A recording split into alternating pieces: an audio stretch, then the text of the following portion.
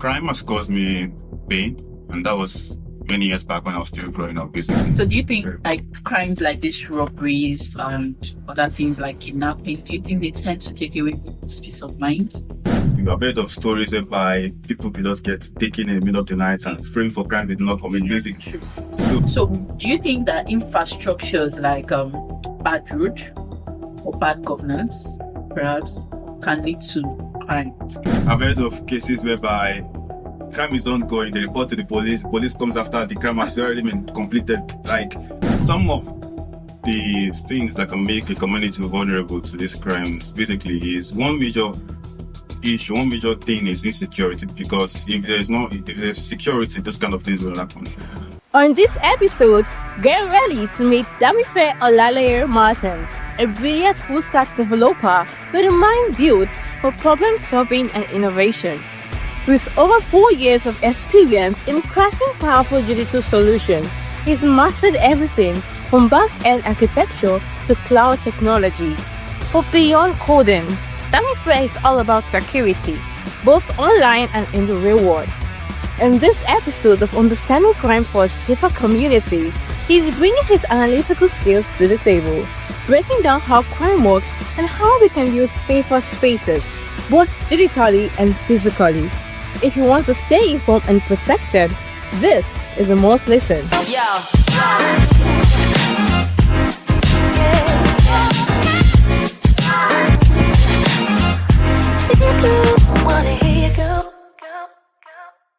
Hi everyone. Hello Stone Circle fam. Welcome back to another episode of Stone Circle podcast.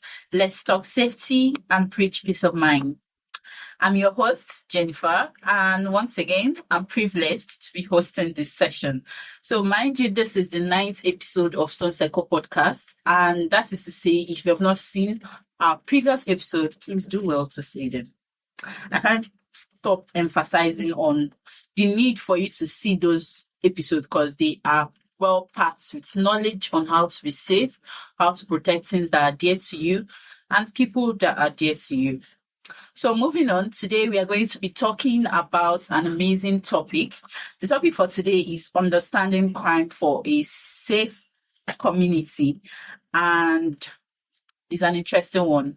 And joining me today in the studio is an amazing personality in the person of Mr. Damife, who is here to share his insights, share his stories, and we are possibly going to be exploring solutions still on the same topic. So let's just quickly say hi to Mr. Damife and we'll dive right into it. All right. My name is Damife Olalaye Martins, and I am a software engineer. Basically, let's keep things simple. Keep things simple. A software engineer and he's keeping things simple. Is that what you have to tell us, Mr. Damife? Yeah, that's what I have to tell you. Share your journey with us. How did you become a software engineer? Engineer, right? Yeah. Yeah. Share your journey with us. Well, it was quite some time back. I had finished school and I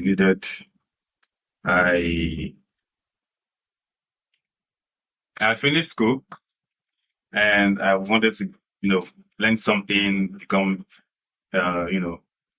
try something out, something new. And that was where my brother advised me to check out tech, and I picked software engineering, basically. So that was how I was able to dive into software engineering. He's really keeping it simple. Mr. Damife, I hope you are ready to help us break down the topic for today. Like I said, it's understanding crime for a safe community. So we're going to be discussing crimes. We're going to be, discussing neighborhood, community living, and all those stuff. And we are just going to go right into it. And we are hoping that we learn a lot from it. My audience, rather, we are hoping that we learn a lot from it. Okay, guys, let's go into it. So first of all, I'd like to start off by addressing this, that to understand crime, we must first acknowledge the pain that crime has caused us. By experiencing crime, the pain that we've gotten from our experience with it. So, and the peace that it has cost us as well. So let's start by asking Mr. Damife, has crime ever cost you peace of mind? Has it ever cost you pain?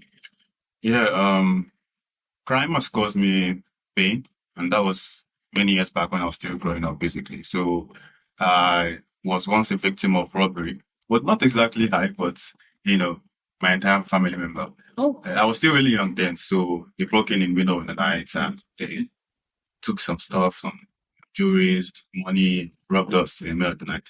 But unfortunately for me, I was sleeping. I was deeply asleep, so you didn't even know what I was did going not. I just woke up one morning and so my mom was like, somebody came in the middle of the night. I'm about broke in. They broke into they got out the burglary and stole from our house, basically. Are you serious? Yeah. And this happened like in your living area, like your neighborhood. Yeah, my neighbor. So how was it? How was the experience? Okay, you said you were young that day. So what was done? How did the neighborhood react? How did the community react to this? Well, Was it just your house? yeah, it was just my house. Okay, not just my house. It seemed to happen a lot more than that, a lot more frequently than that, actually. Initially, it was not just our house. We broke into our neighbors, the one that lived next to us at the right, and then some other far neighbors down the road. And until it was our turn, though. So when I woke up the next morning, the neighborhood, fortunately, were very, very caring people, basically. And they came around, to offer support. They came around to console my mom, and yeah, basically that was the entire experience with That's so what sad. happened. That's so sad. Yeah. I hope nobody was hurt. I know nobody was hurt. They brought a knife. That knife was it doesn't seem like a sharp knife. It wasn't It's one still- point. Just the gun. So Yeah. That doesn't make it better. It's still crime. it's still a crime. Crime is a crime, man. Crime. So do you think like crimes like this, robberies and other things like kidnapping, do you think they tend to take away people's peace of mind? Yeah, I don't think anybody will be a victim of crime and they'll feel alright and they'll feel peaceful. There is always a psychological trauma or negative psychological impact that will follow due to a crime that's been performed. Yeah. So, my mom basically, she was like, because my dad traveled, was at work, so he traveled, my mom was at home. And I remember back then for like a week or two, she would not sleep alone, basically, because of Everything. Yeah, and every time you point lights into her eyes, she would always have that the event. trauma, So it's something that happens basically to anybody. It's like when you get mocked, let's say for example, you're walking down a dark alley and then you get mocked. Whenever you're walking, you don't want to walk in a dark alley anymore. You should always avoid it. So that's basically some of the negative impact that caused due to a crime that has happened. Yeah, true. So, how do you think? What do you think makes communities vulnerable to these crimes? To these crimes in the neighborhood? Some of the things that can make a community vulnerable to these crimes basically is one major thing is insecurity, because if there's security, those kind of things will happen. But regardless, insecurity like is security kind of. Yeah, weak security basically. So insecurity is the kind of thing that could always exist regardless of how strong the security is, basically. I know that. But having stronger security can reduce the rate at which crimes occur, basically. So some of the ways I know that we can reduce security, that was the question, right? Yes. Yeah. To reduce crime, right? Crime, yeah. Yeah, crime is installation of CCTV, basically monitoring the environment, to be able to track what's going on, who's going in, what's going out. It could really, because the sense of being watched basically will allow people to be in their best behavior. So that will definitely reduce the crime that's going to occur in that neighborhood. And another thing that you can employ, another method you can employ also is neighborhood watch. The neighbors check up on each other, the neighbors look after each other, they care after each other. When the neighbors are in unison, the crime rate or the rate at which the crime is going to occur is going to be very, very little, and the tendency is going to be very, very low. So that's like some of the few ways that we can reduce crime in the neighborhood, basically. And another way, basically, we can reduce crime is, I think that's what comes to my mind right now. So these are what are those ways that communities feel vulnerable? Like, in which ways are they vulnerable to this crime that they can be attacked easily? You mentioned insecurity. Yeah, so which other way can they be vulnerable to crime? Insecurity pretty much sums the entire thing up. But if I was to break it down a little more, it would be being too flashy sometimes. When Okay. when the neighborhood is too flashy, or let me just say somebody is too flashy, he exposes or he or she exposes herself or himself to being Victim. being a victim Yeah. because they allow those around them to allow envy and jealousy, and that could arouse people to act negatively and therefore commit crimes basically. Interesting. Yeah. It just makes me wonder if does it mean because I'm too flashy, I shouldn't. I have this very nice car, so I shouldn't drive it just to be safe. No, But that's like another conversation entirely. Let's not just go there. So, you personally, when it comes to personally Yeah. in your community, do you feel your area has enough security to deter crimes? Where Yeah. you stay currently? Yeah, we do actually. Currently, where I stay currently, since I moved back from my hometown, it's a lot more secure compared to my hometown. And because basically that environment, that community has been serious victim of robbery, like countless times, basically.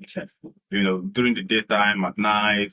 Oh. So they had to like figure out countermeasures that they could use to reduce and raise, to annihilate those causes of those issues, those crimes. So now it's on like status like all time low compared to before. That it happened like almost every night, almost every time. Yeah. Yeah. So nice. I can really imagine because back then in school, university, it was really bad. The students' areas.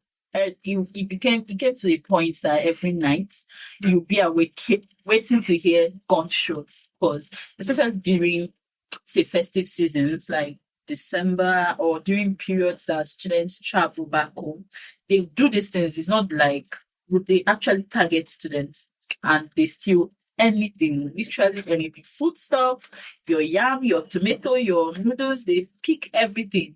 I don't know if I should call it hunger or but I'm not trying to make up excuses for anybody. It's crime. It's crime. Yeah.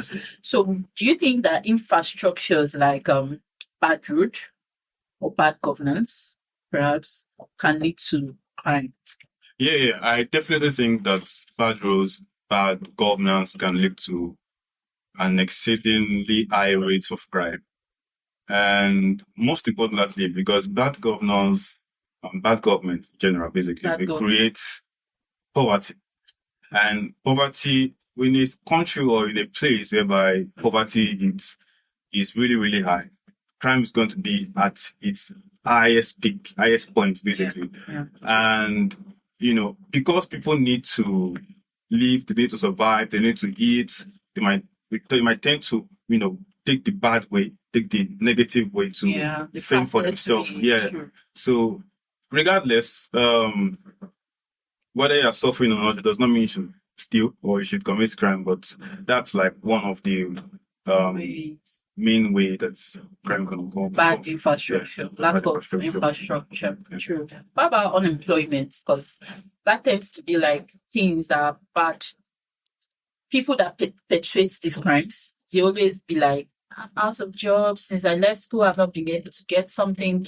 I don't want to call it laziness, but a lot of them tend to claim unemployment as the reason why they took the route of crime. What do you think about that? That's another valid point, basically. And unemployment is at an all-time is very high, actually, in third world countries like Nigeria. Yeah. Basically.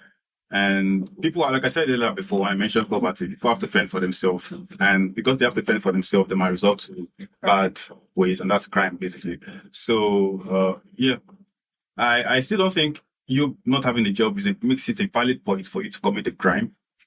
You could still, there are different things you could do that could actually get you something to live by, to keep yourself okay. But you do believe it's a driver of crime? Yeah, it is a driver of crime. It is unemployment. So if the government would, or leaders would provide more opportunities, more job opportunities for citizens and for their followers, basically, it's going to really, really reduce the rate at which crime will occur in that environment or that community. Interesting. So we've been talking about crime, people that perpetrate crime, the victims, the villains and everything. Let's talk about the role of the communities in the persons of the law enforcement, police. Why do you think people are afraid, or do you think people are afraid to involve the law into crime, like issues of crime? I cannot really say that people are afraid because, it's like a 50-50 thing, basically. Depending on your experience with, the police and the judiciary system. Yeah, true. Someone who, it's Nigeria, and corruption is high. You have heard of stories whereby people could just get taken in the middle of the night and framed for crime they did not commit, basically. True. So I wouldn't blame anybody for being afraid to report to the judiciary system, to the police or any judiciary system around them. But that's because I know that a lot of people would rather want, especially in communities, people living in say gated communities, estates and all the stuff, when things happen, they would like to settle it with their security rather than involving the police. External people or the police in such cases. Although sometimes it depends on the severity of the crime that was acted upon. So I know that a lot of people would rather. I just want to know if you have an idea why people are afraid to involve this police, because they say, they say that police is your friend. So you should be always ready to, go to them if anything happens. Why do you think this happens? Because I think I have a reason why those kind of things happen. But let's hear from you first. So, the police system, the police generally in Nigeria, not all of them are credible. Yeah. I've heard of situations. The process? Not the process itself.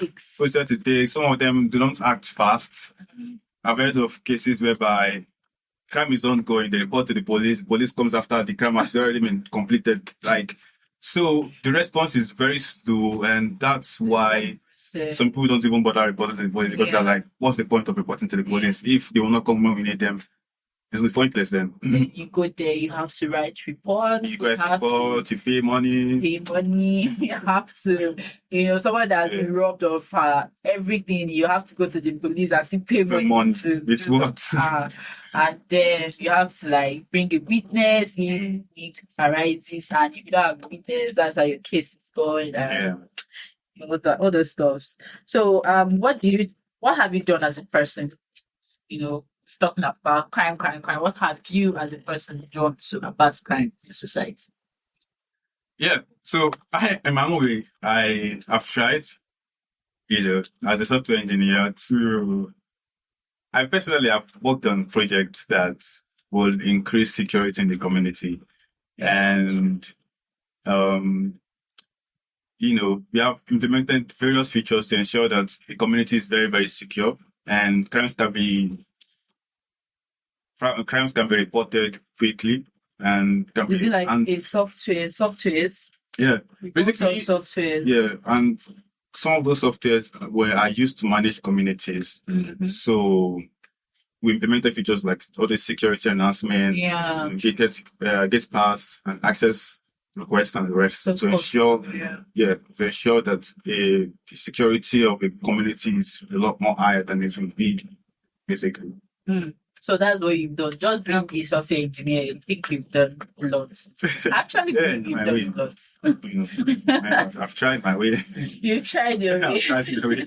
Just building what you said, those softwares are actually top-notch softwares that can actually help people living in communities to safeguard themselves. Do you know any? You said it works on one. Yeah. What's that? Do you mind? Oh, you don't want to do information? I don't want to give a shout out. All right, that's nice. So I think it's a very good contribution. Everybody, because they say charity actually begins at I home. don't. So if you want to abate crimes in the community, you have to first of all start with yourself, start with your smaller circle, keep them safe, do things to help them stay safe. Like you now, so maybe you can provide something for me that can make me stay safe. I'm telling you, do you think you can do that for me? Do you think you can build something just for me? Yeah, I can. For me I to can. stay safe? Yeah, I can. Interesting. Mr. Damife is owing us something, guys.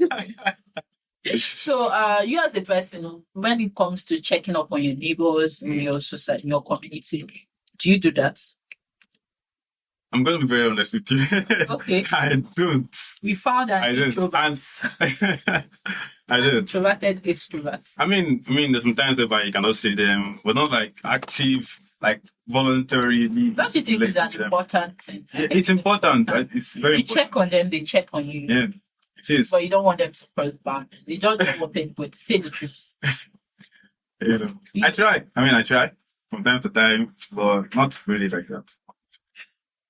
So do you think community events like when communities come out to play soccer, for instance, or to do environmental cleaning and all those stuff, do you think it helps to create a sense of safety, sense of safe community living?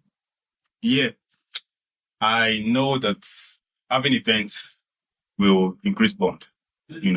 Brings people together, makes them closer. It's kind of, even if they have different background, different languages, because they have something in common, it's going to spark something that is going to make them have a sense of oneness. Yeah, a sense of peace. Yeah, that would create peace. Yeah, that's true. True. Thank you very much. So, what is one thing that you will recommend for your community, for them to be safer? Yeah. So, one thing I'm going to recommend, one of the many things to prevent crime, recommend to my community to prevent crime is, first of all, maybe having night watchmen. Night watchmen. They currently do not have. Do they currently not have? I'm not okay. Yeah, they do actually. They do have night watchmen, but they're not active. Yeah, they're not so sure. They are, but it's not like all the time. And that really helps because they're like the police of the night. Fighting crimes in the night. Because, and I know that the reason why communities, especially in Nigeria, result into having night watchmen is because of, we realize that Nigerian policing system is not functioning very well. So I say it's trickish. Yeah, it's staggering. Okay.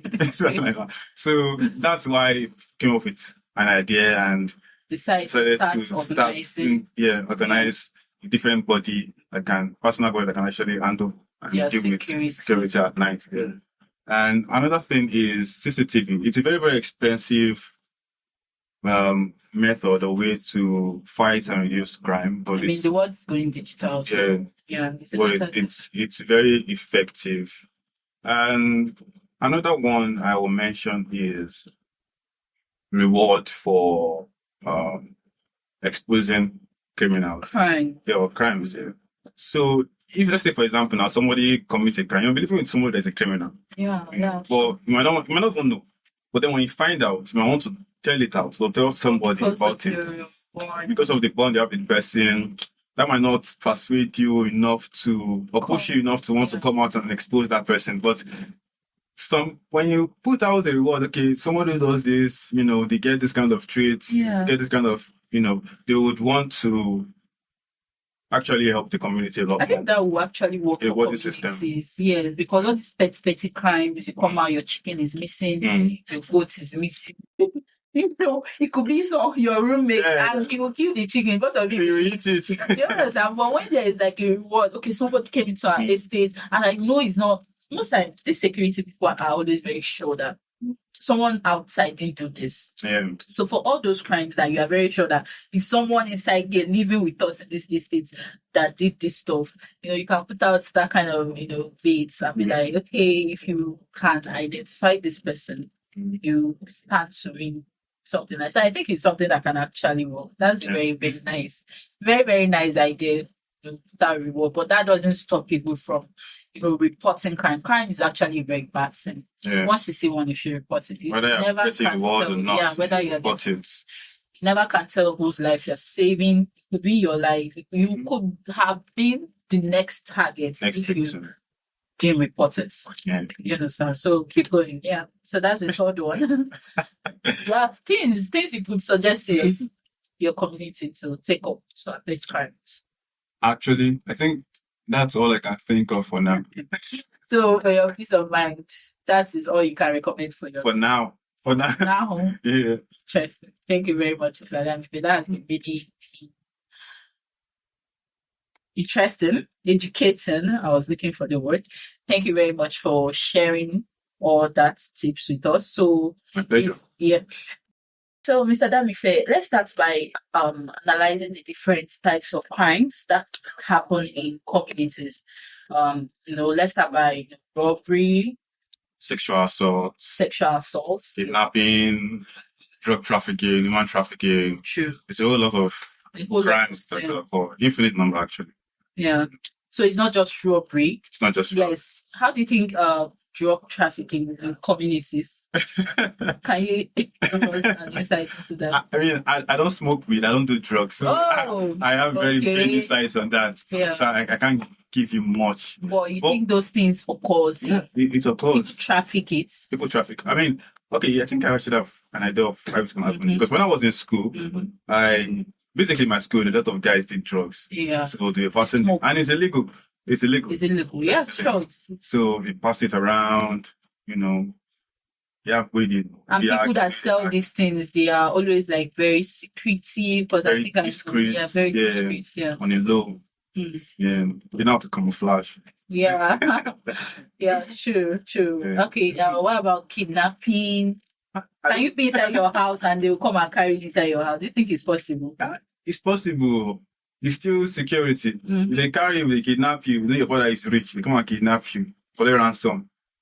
Because I think the same way they rob you, people, because all these things, especially when it comes to residential areas, communities that people actually live in, they take time to plan the stuff, plan the robbery, breaking and entry, or even the kidnapping. They can take time as they plan the robbery, they will plan kidnapping, come to your house, just pick one person. Or if they have a target, pick their target and leave. And then send you around, so you have to start negotiating around stuff and all this stuff. I think things like that could actually happen in communities. You said the first thing you mentioned was sexual assault. Yeah, or abuse. Sexual abuse. So how do you think that happens in communities? Yeah, in communities, I really don't like talking about this because it's actually very nasty thing to talk about. Maybe rape. Rape. Yeah. True. Yeah, sure it does. Kidnapping somebody, sexually assaulting them, molesting them, abuse, it's a really nasty crime. Yeah, I don't like it. I'm trying to picture it. So what came to my mind right now is for areas that lack security. A child that is growing up. Because when I was growing up, we used to stay like in this very retired area that is very, public. A lot of people are living there. A lot of people, mixed people, touts, armed robbers, a lot of bad people, and then a lot of good people as well. So parents that have children there, they're always very cautious. They're very careful with their kids. And like it got to an extent that after 6 o'clock, my mom allow us to go downstairs to buy something from like in front of the house. It was that bad because of the kind of people that was living there, and they couldn't do anything as a community. They couldn't come together to maybe excommunicate those kind of people. It was so bad because it's a very large area, like very bad. They lacked a lot of things. I don't even want to go into that. So it got to that. So I think it just came to my mind. I think those kind of places that this sexual assault could actually happen. Because I used to hear stories. I was in boarding school, so I rarely come home. So when I come home, they'd be like, they grabbed this girl and entered the bush and raped her, and it was bad. And you see that it becomes very difficult for people to actually identify these people. like come out and say these people, this is the person that did it, because most times they're always like scared, maybe. Because I know that people know the people that are doing these stuff. It's not as if because they live there. And from what I've heard and from the stories I've heard, sometimes it's targeted. They target these young girls. Maybe they've asked you to be their girlfriend, and you've done like, no, I don't want to do that, and just to make you bad, or just to do you the bad thing. They do these kind of things. I think you mentioned girls. It's not only girls actually. It's even guys too as well. Let's not be too gender specific. Okay. Everybody that wants to. Okay, Mr. Damife. Let me share with you a quick story that I heard. Sure.